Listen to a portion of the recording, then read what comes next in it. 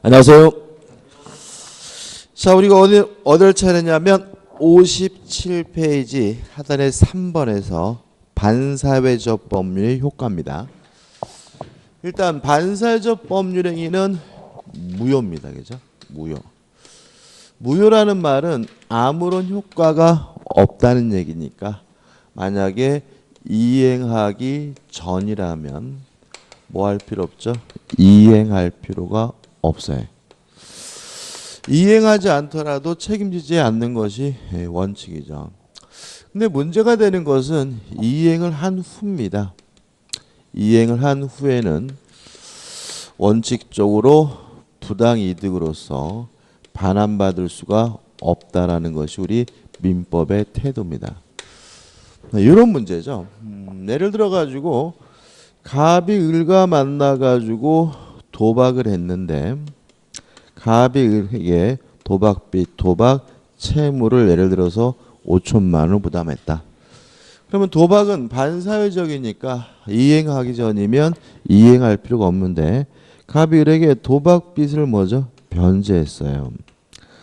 근데 만약에 갑이 무효라는 이유로 을에게 돌려받을 수가 있다면 갑은 맨날 도박만 하겠죠. 그래서 우리 민법은 이런 나쁜 짓을 한 놈을 도와주지 않겠다는 것입니다. 따라서 갑이 을에게 변제한 것은 불법 원인급여이기 때문에 부당이득으로서 뭐 받을 수 없냐면 반환받을 수가 없다라는 것이 우리 민법의 태도예요. 근데 조심할 것은 항상 반환받지 못하는 것은 아니고요. 만약에 불법 없는 당사자가 있다면 불법 없는 당사자는 반환받는 것이 가능하다는 것도 좀 주의하시기 바랍니다. 요 불법 없는 당사자는 누구를 생각하면 되냐면요. 피해자를 생각하면 되는 거죠. 예를 들어 가지고 딸이 인질로 잡혔어요. 그래서 인질로 잡혀가지고 5천만 원을 주기로 했단 말이죠. 그 납치범에게.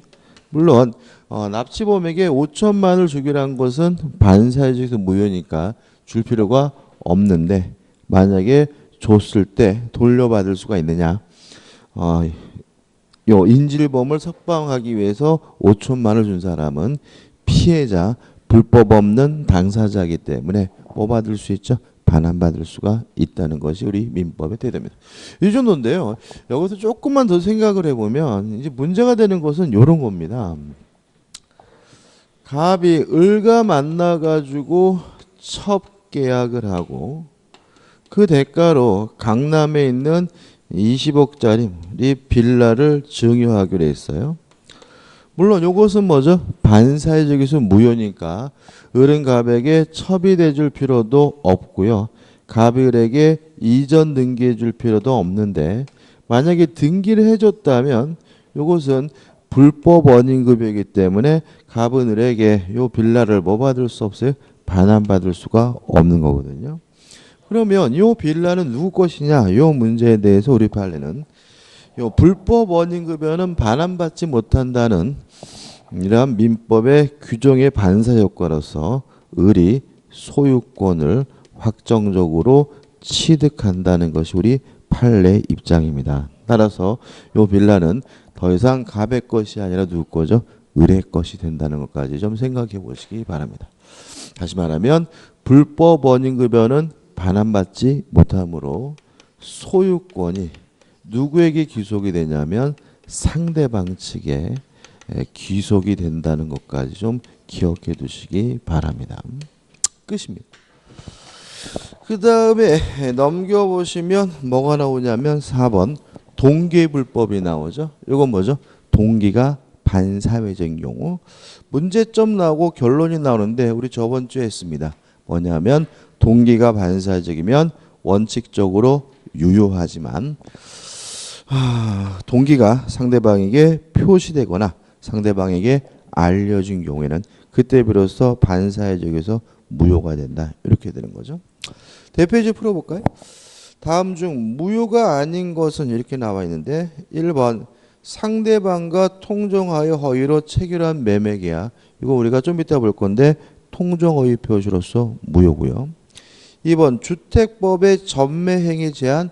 요거는 뭐죠? 단속 규정이죠. 저번 주에 했으기죠.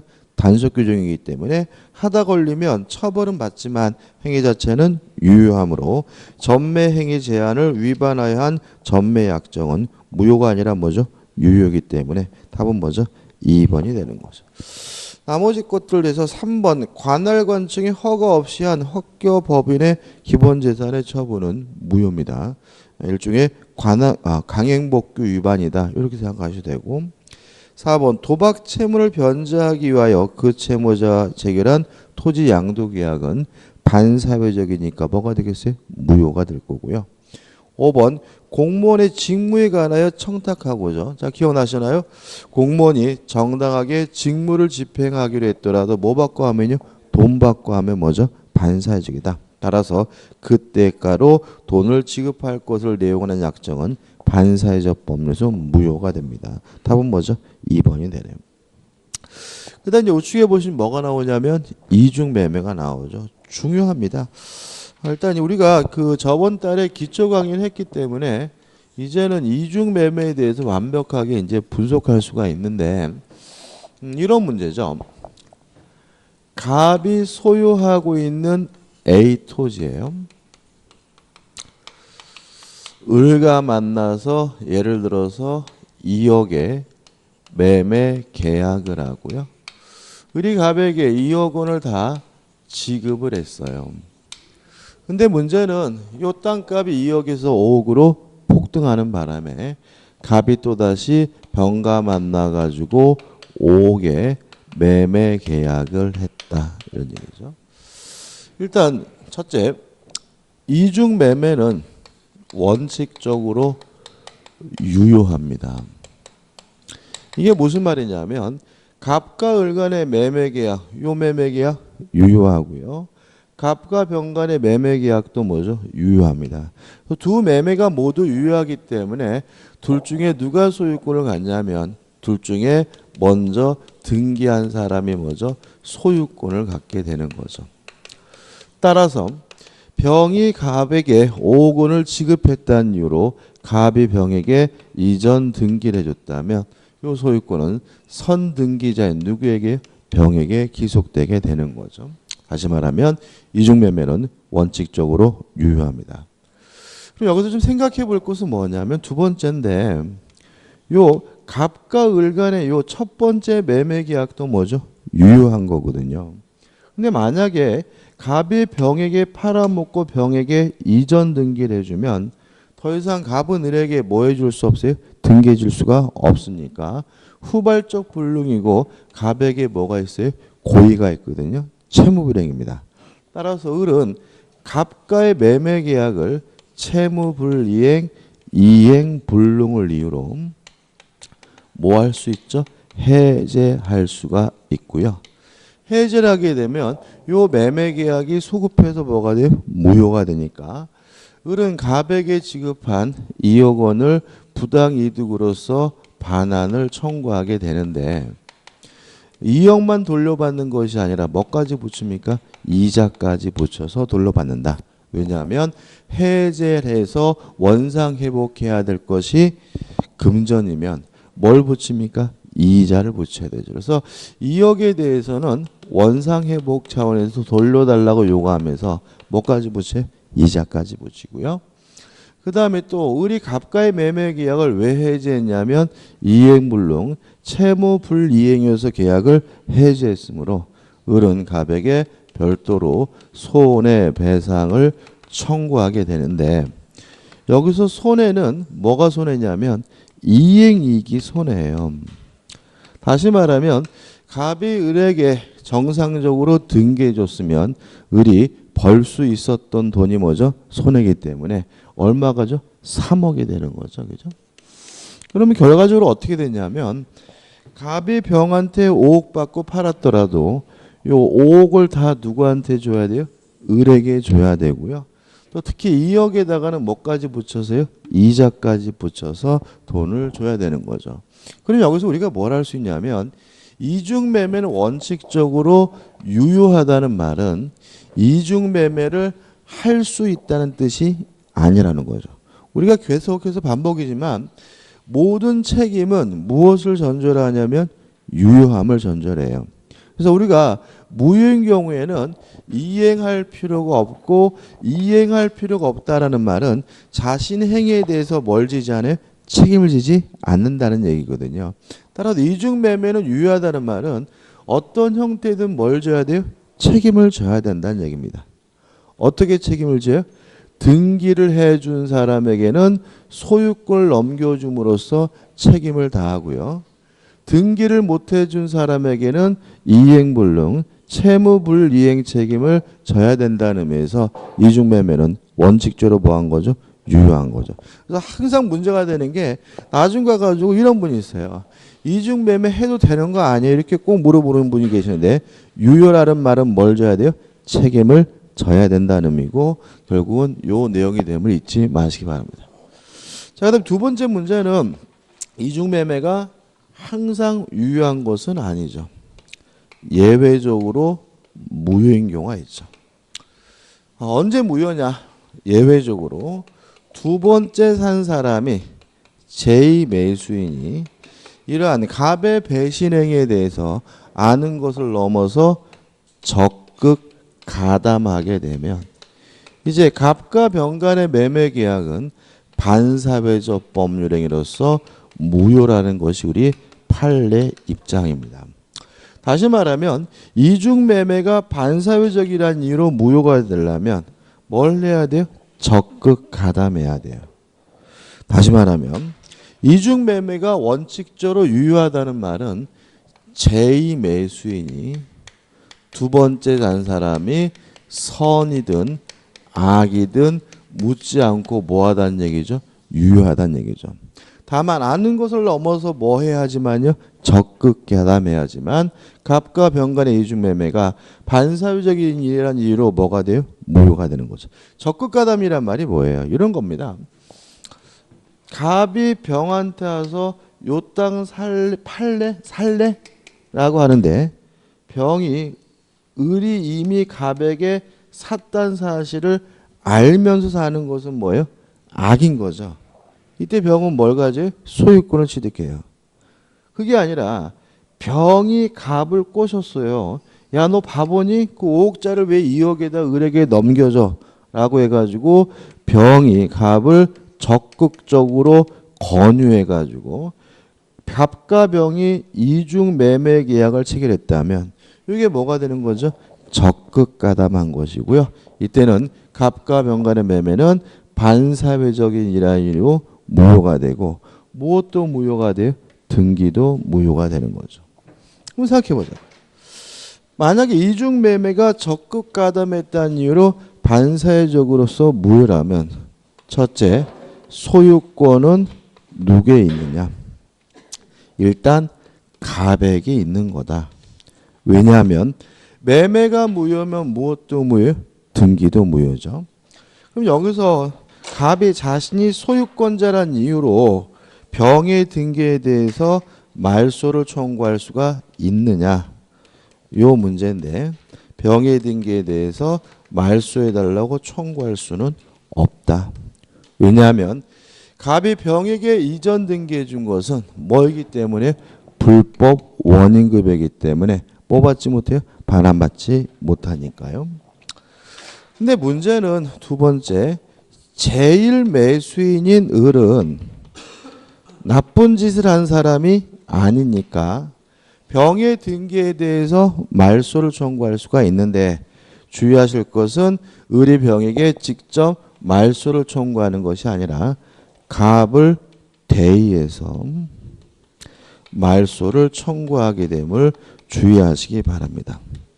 여기서 이제 대의라는 말이 나오는데 이거 한번 생각을 좀 해볼게요. 이거 좀 중요한데 간단히 말씀드리면 물건에 대한 권리를 물권이라고 하고요. 물권은 절대권입니다. 모든 사람에게 주장할 수 있는 권리고요.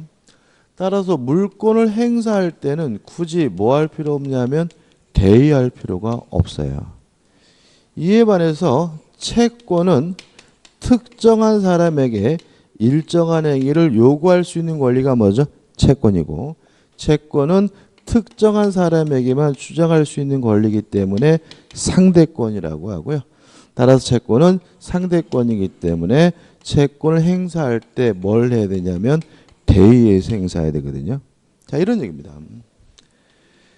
갑이라는 사람이 A라는 건물에 대해서 뭐가 있냐면 소유권이 있어요. 소유권은 A라는 건물 물건에 대한 권리니까 뭐죠? 물권이고, 갑은 자신의 소유권을 말 그대로 세상 모든 사람에게 뭐 할 수 있어요? 주장할 수 있으니까 이런 걸 뭐라 그런다고요? 절대권이라고 하는 거죠.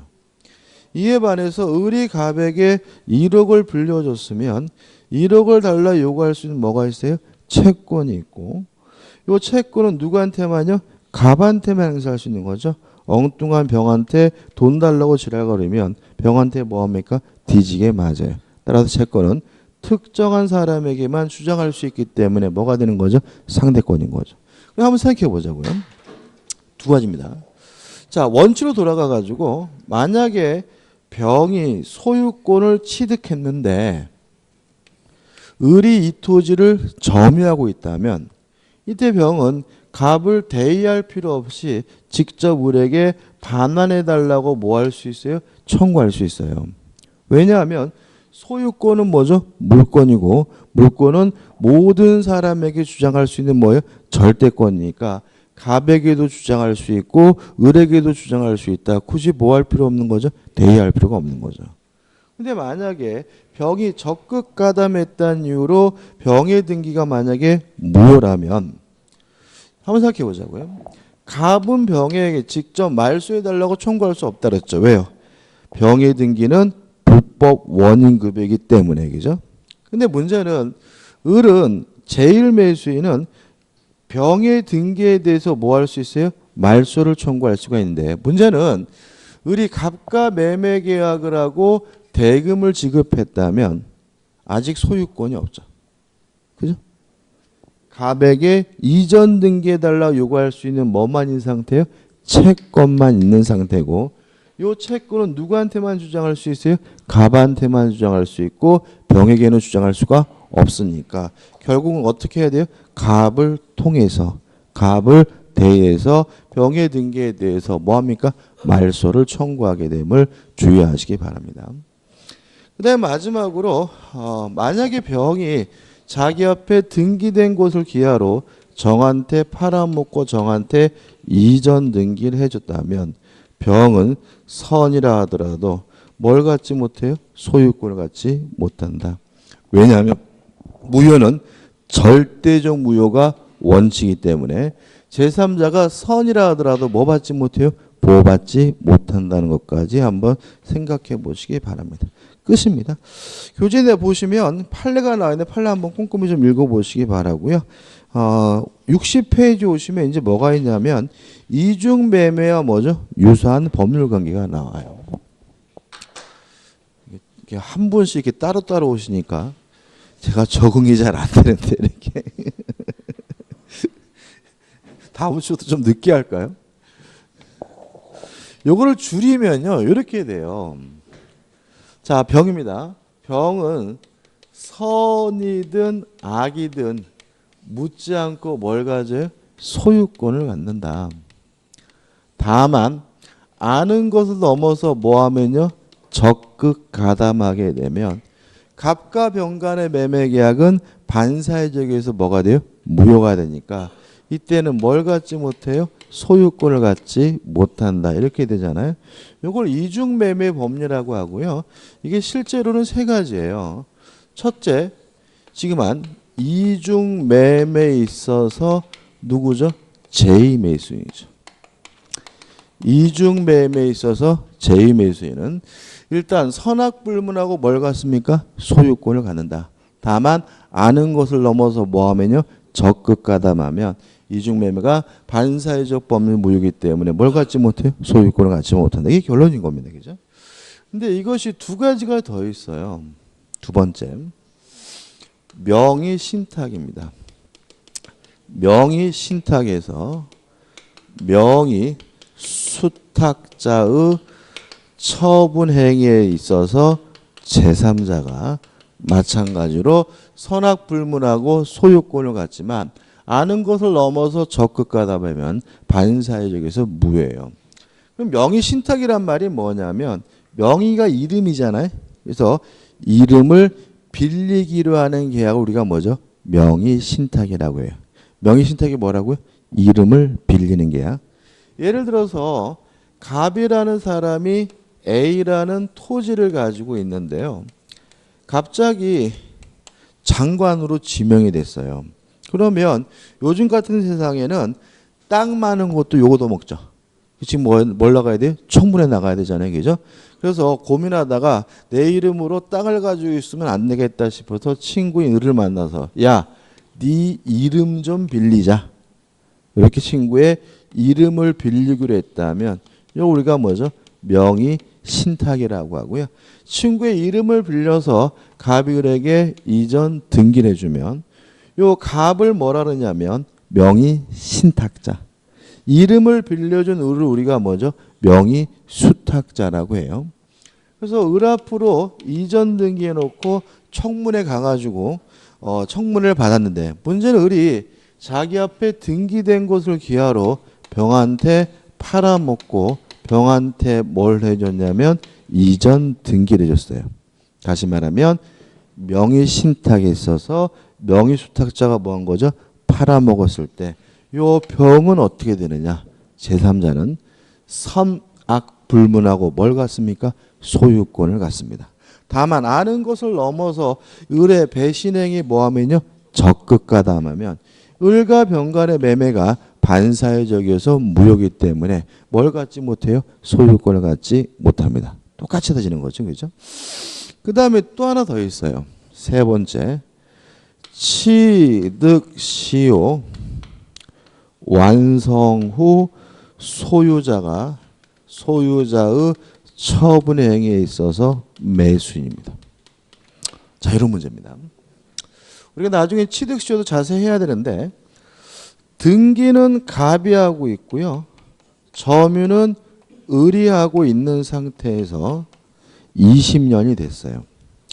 그래서 을이 취득시효가 완성됐으면 갑에게 이전 등기해달라고 뭐 할 수 있냐면 청구할 수가 있는데 21년이 됐을 때 갑이 을에게 넘겨주지 못하겠다고 해서 병과 만나서 매매 계약을 하고 병에게 뭘 해줬냐면 이전 등기를 해줬어요.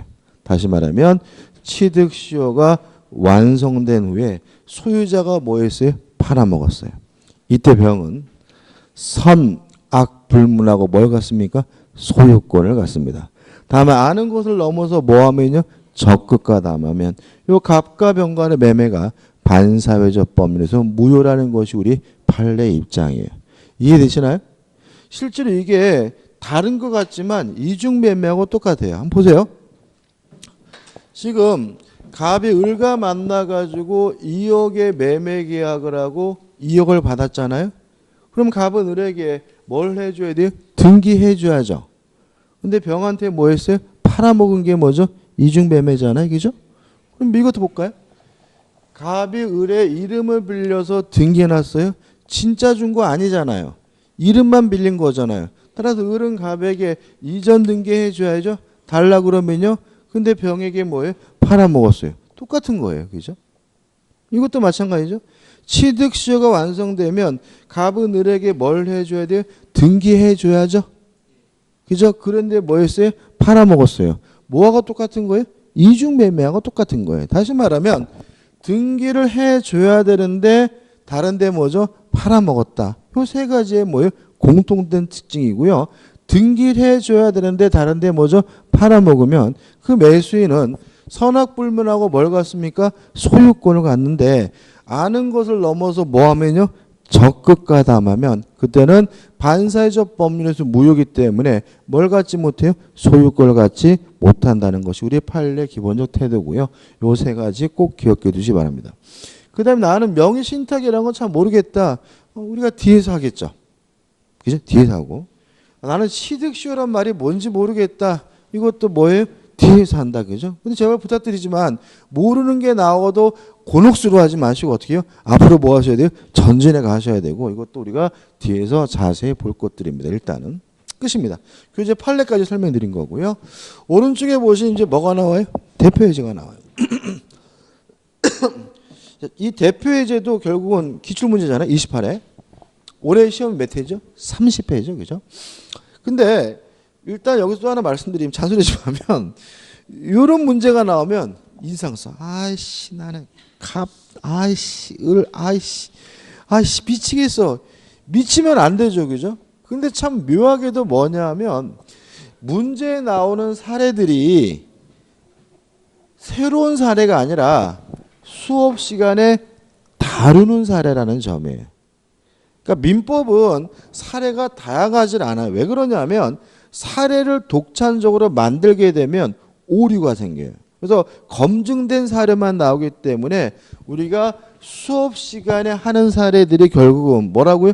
시험에 나오는 거예요. 그래서 우리가 가불병정이 믿고 싫더라도 어떻게 해요? 제가 수업 시간에 설명드리는 사례들도 어떻게 해요? 내 것으로 만들려고 자꾸 노력하셔야 돼요. 여러분들 과거에 수학 공부할 때 선생님 이런 말씀 많이 하셨을 거예요. 눈으로 공부하는 게 아니라 뭐죠? 손으로 공부하는 거다. 민법도 뭐죠? 마찬가지. 맨날 인터넷 수업만 듣고 눈으로만 그냥 이렇게 툭툭툭 보고 넘어가면은 영원히 해결되지 않습니다. 연습장 펴놓으시고 제가 말씀드린 것처럼 뭐예요? 그림도 막 그려보시고 그래야 돼요. 처음에 그림 그리면은요, 뭐 잘 안 그려지거든요. 그러니까 자꾸 연습을 해야 돼요. 그래가지고 여러분들이 한 7월이나 8월달 됐을 때 저처럼 어떻게 해요? 쑥쑥쑥 그리는 상태가 돼야 사례 문제가 뭐 될 수 있어요? 해결될 수 있는 거니까 좀 유의하시기 바랍니다. 문제 한번 읽어볼게요. 갑은 자신의 X 부동산을 을에게 매도하고 계약금과 중도금을 지급받았다. 그 병이 갑의 배임에게 뭐 했어요? 적극 가담하여. 배임이란 말이 뭐죠? 배신입니다.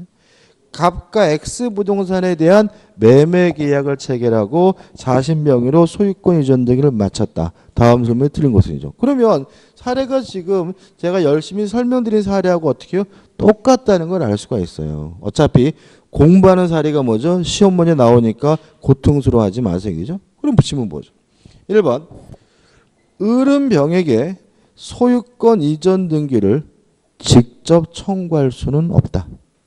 왜요? 을이 가지고 있는 것은 물건이 아니라 뭐죠? 채권이니까 갑을 대의해서 말소해달라고 청구할 수 있을 뿐 직접 이전 등기해달라거나 말소 등기해달라고 뭐 할 수는 없어요? 청구할 수는 없는 거죠. 2번 을은 병에 대하여 불법행위를 이유로 손해배상을 청구할 수 있다. 이거 맞거든요. 자, 불법행위가 뭐예요? 고의나 과실로 타인에게 손해를 입히는 게 뭐죠? 불법행위잖아요. 그러면 병이 적극 가담해서 갑과 매매 계약을 했다면 고의로 을에게 뭘 입힌 거예요? 손해를 입힌 것이니까 을은 병에 대하여 불법행위를 이유로 손해배상을 청구할 수 있다. 맞는 질문이죠. 3번 갑은 계약금의 배액을 상환하고 을과 체결한 매매 계약을 해지할 수 없다. 맞아요. 이게 뒤에 나올 질문인데 자 우리가 계약금을 이유로 계약을 해지하려면 중도금 받기 전에만 할 수 있는 거예요. 근데 문제에서 뭐라고 나와 있냐면 계약금과 중도금을 지급받았다고 나와 있거든요. 중도금 뭐예요? 받았어요. 따라서 계약금을 이유로 계약을 뭐 할 수 없어요? 해지할 수는 없죠. 4번 병명의 등기가 갑이 추인하더라도 유효가 될 수 없다. 자, 왜 이것이 무효인가요? 반사회적에서 무효인 거거든요. 나쁜 짓입니다. 따라서 추인할 수가 없는 거죠. 이거 뒤에 나올 거죠. 5번 만약 선의의 정이 X 부동산을 병으로부터 매수하여 이전 등기를 한 경우 정은 갑과 병의 매매 계약 유효를 주장할 수 있다. X다. 왜냐하면 반사회적 법률의 무효는 절대적 무효이므로 제3자는 선이라 하더라도 뭘 갖지 못해요? 소유권을 갖지 못한다. 유효함을 주장할 수가 없기 때문에 답은 뭐죠? 5번이 되는 거죠. 그 다음 6번에서 이제 뭐가 나오죠? 불공정한 법률행위가 나옵니다. 올 기온은 그래도 좀 따뜻하지 않습니까? 그렇죠? 다행이에요. 그죠? 자, 백사조입니다. 읽어볼게요. 61페이지 104조입니다. 61페이지. 당사자의 궁박, 경설 또는 무경험을 인하여 현저하게 공정을 잃은 법률행위는 무효라 한다. 이렇게 나와 있죠. 일단 의가 나오는데 불공정한 법률행위는 폭리행위입니다. 다시 말하면 당사자의 어려움을 이용해 가지고 폭리를 취하는 것을 우리가 불공정한 법률행위고요. 이것도 일종의 뭐죠? 반사회적인 거예요. 따라서 폭리행위는 반사회적 법률에서 무효고, 이 불공정한 법률행위는 특별한 것이 아니라 많은 반사회적 법률 중에 한 가지 뭐예요? 예에 불과하다는 거 주의하시기 바라고, 넘겨보시면 이제 뭐가 나오죠? 요건이 나와요. 일단 방금 읽어본 법조문을 다시 한번 적어보면, 우리 백사조는 주관적 요건으로서 뭘 요구하고 있냐면 궁박점 경설 또는 무경험을 요구하고 있고요. 그 다음에 객관적 요건으로서 뭘 요구하고 있냐면 현저하게 공정을 잃을 것을 요구하거든요. 현저하게 공정을 잃었다는 것은 주는 것과 받는 것 간에 현저한 불균형이 존재할 것을 요구하고 있고요. 이러한 요건을 갖추면 이게 뭐가 되냐면 불공정한 법률행위로서 무효다라고 우리 백사조가 규정을 두고 있는 거죠. 일단 여기에다 뭘 붙이면 되는 거냐면 살을 붙이면 돼요. 이 불공정한 법률행위에 대해서 시험 문제를 아주 잘 냅니다. 근데 이거는 깔끔하게 정리될 수 있는 부분이니까 반드시 뭐죠? 맞춰줘야 되는데, 첫째, 궁박이란 말은 뭐냐? 급박한 공공을 말합니다.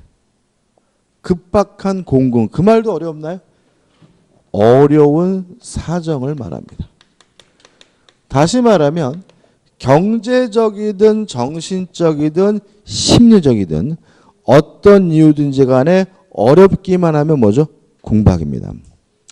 그 다음에 경솔은 뭐죠? 경솔이고, 무경험은 경험이 없는 건데, 일단 우리 민법은 궁박점 경솔 또는 무경험인데 우리 판은 여기에 또는이 하나 더 있는 것으로 봐요. 그럼 이렇게 되는 거죠. 궁박 또는 경솔 또는 무경험. 무슨 말이죠? 셋 중에 하나만 있으면 된다. 그 다음에 무경험은 경험의 부족을 말하는데 우리 판례에 따른다면 무경험은 특정 거래 영역에서의 경험 부족이 아니라 일반적 거래 영역에서의 경험 부족을 말한다. 책을 또 여기서도 답을 많이 잡아냅니다. 자, 이런 얘기입니다. 제가 시골 장터에 가서 토끼를 한 마리 샀거든요. 저는 그동안 토끼를 한 번도 사본 적이 없어요. 처음 사봤어요. 그러면 이것이 무경험이냐? 아니라는 거죠. 다시 말하면 경험이 있느냐 없느냐를 판단할 때 토끼를 구입한 적이 있느냐 같은 특정 거래 영역에서의 경험 부족을 말하는 것이 아니라 일반론적으로 안영찬이라는 사람이 경험이 부족한 사람이냐 아니냐 이렇게 따져야 된다는 것이 우리 판례 입장입니다. 따라서 저는 토끼를 한 번도 구입한 적이 없었다 하더라도 일반론적으로 경험이 부족한 사람은 평가되지는 않기 때문에 뭐일 수는 없어요? 무경험일 수는 없다는 것이 우리 판례 입장입니다. 그 다음에 이러한 불공정한 법률행위가 대리인을 통해서 이루어졌다면 궁박, 어려운 사정이 있는지 없는지 여부는 본인을 기준으로 결정하고요. 경솔했다 또는 경험이 없었다는 것은 그 불공정한 법률행위를 한 직접 한 대리인을 기준으로 해서 결정된다는 것도 꼭 기억해 두시기 바랍니다. 이런 취지예요.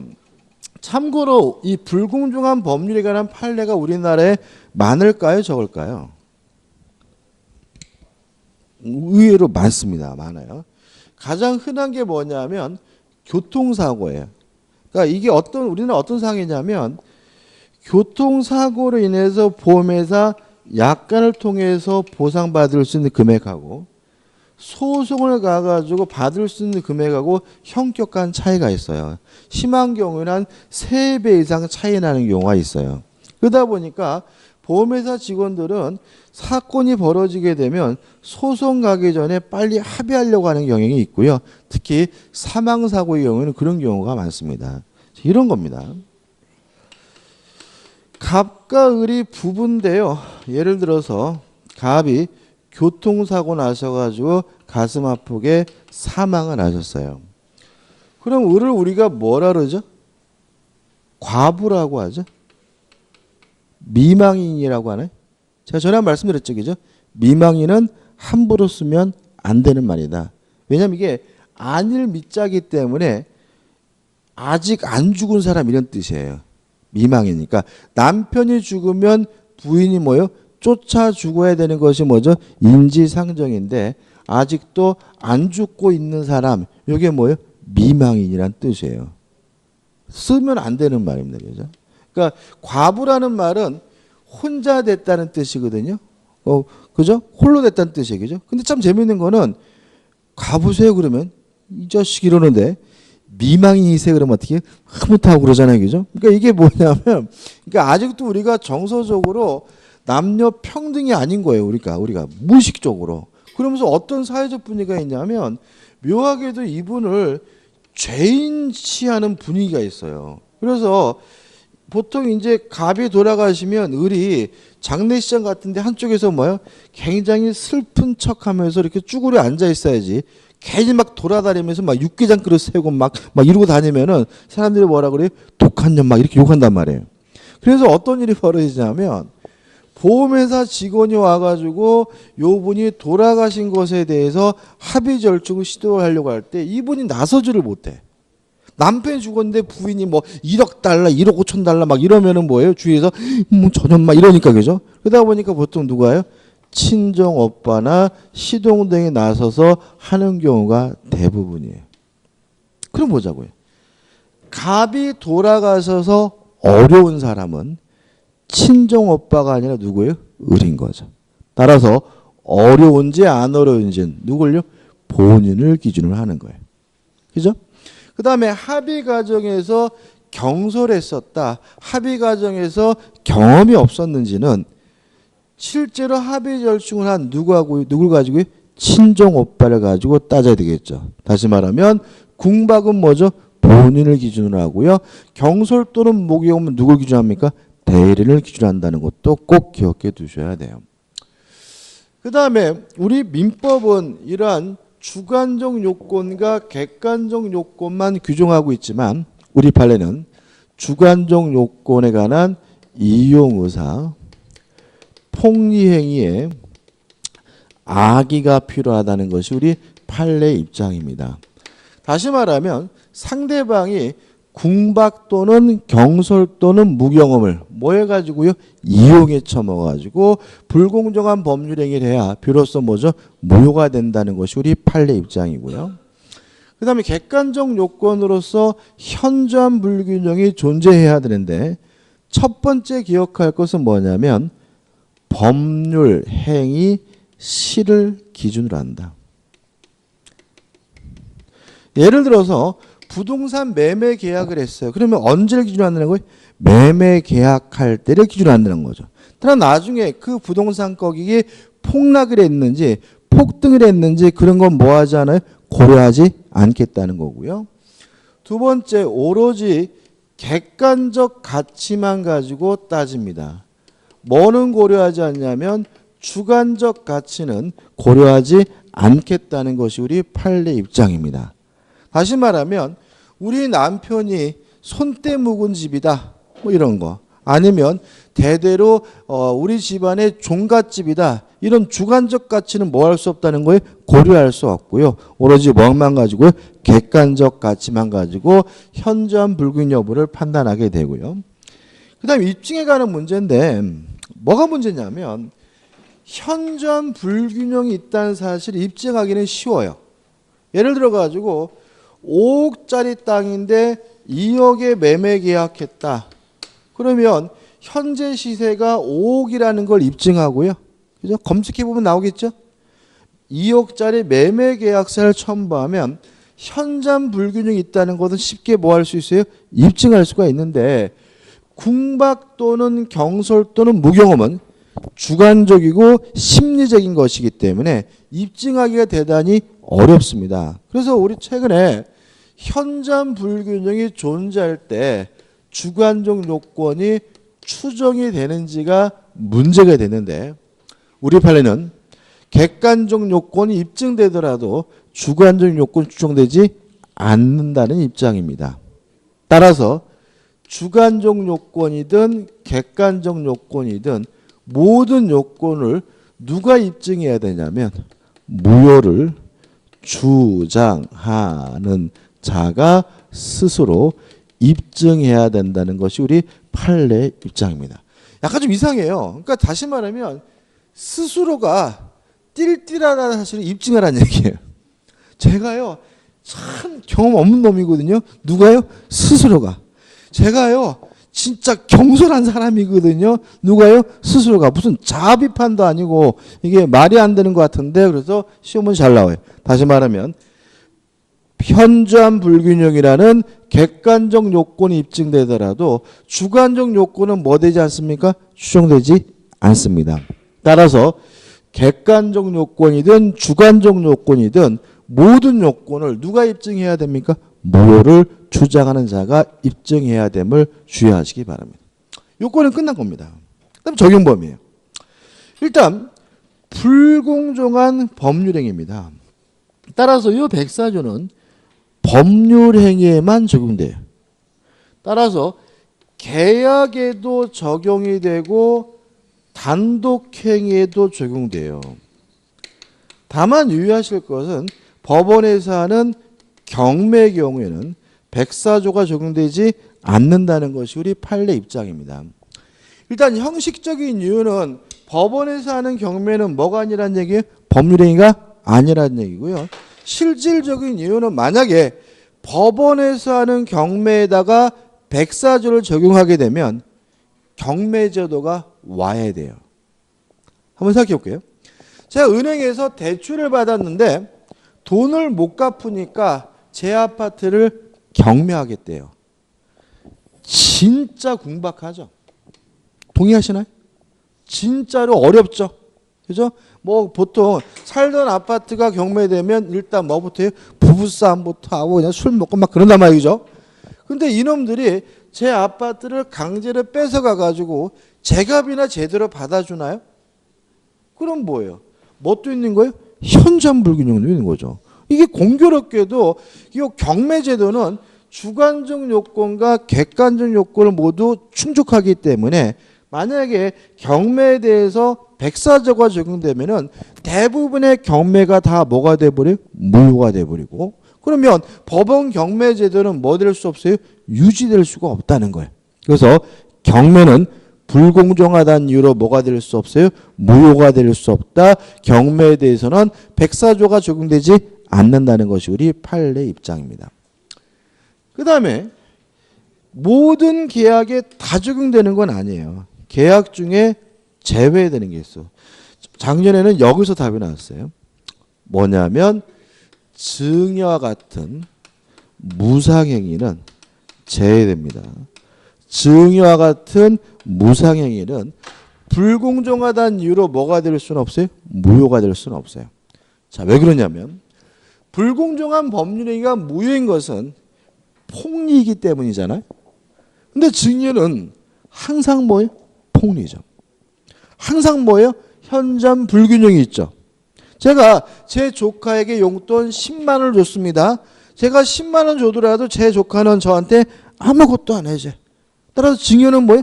폭리예요. 현저한 뭐예요? 불균형이 있는 거죠. 따라서 증여는 뭐일 수밖에 없어요?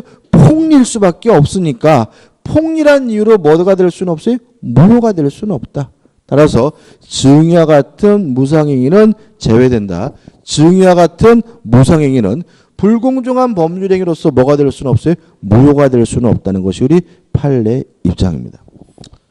효과 무효입니다. 따라서 이행하기 전이면 이행할 필요가 없습니다. 다만 이행을 한 것은 폭리자 입장에서는 불법 원인급여이기 때문에 반환받지 못합니다.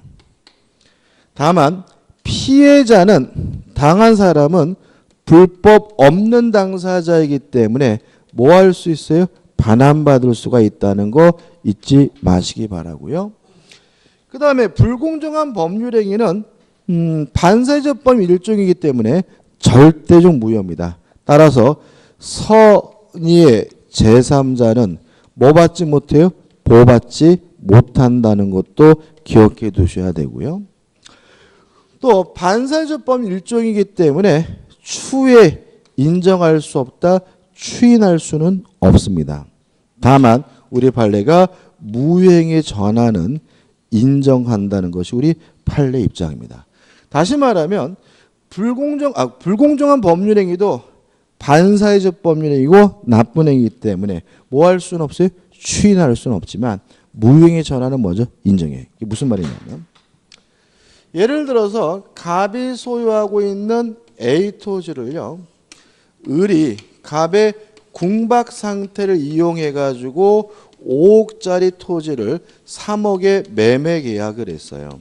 그러면 요 3억을 한 매매 계약은 주관적으로 뭐예요? 궁박하고 현저한 불균형이 있으니까 을이 이런 갑의 궁박 상태를 이용했다면 불공정한 법률행위로서 어떻게 해요? 무효인 거잖아요. 그죠? 그래서 갑이 을에게 등기를 못 해주겠대요. 그래서 을이 갑한테 물어본 거죠.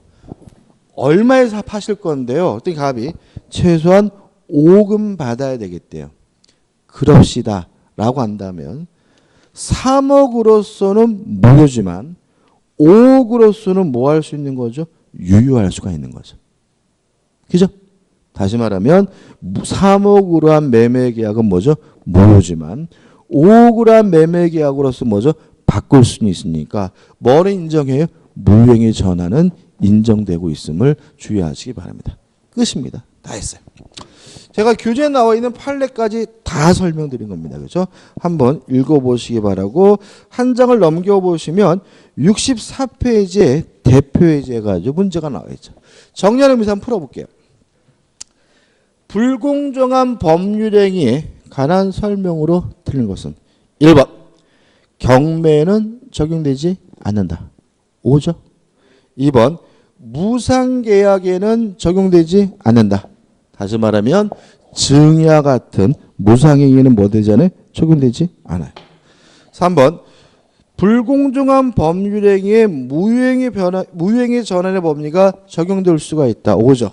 5억짜리를 3억에 매매 계약했으면 3억을 한 매매 계약은 뭐죠? 무효지만 뭐로 전환될 수 있어요? 5억을 한 매매로 전환될 수는 있는 거죠. 4번 법률행위가 대리인에 의하여 행해진 경우 궁박 상태는 어려운지 여부는 대리인을 기준으로 판단해야 한다. X죠. 남편이 죽어서 어려운 사람은 누구죠? 과부입니다. 따라서 4번이 답이죠.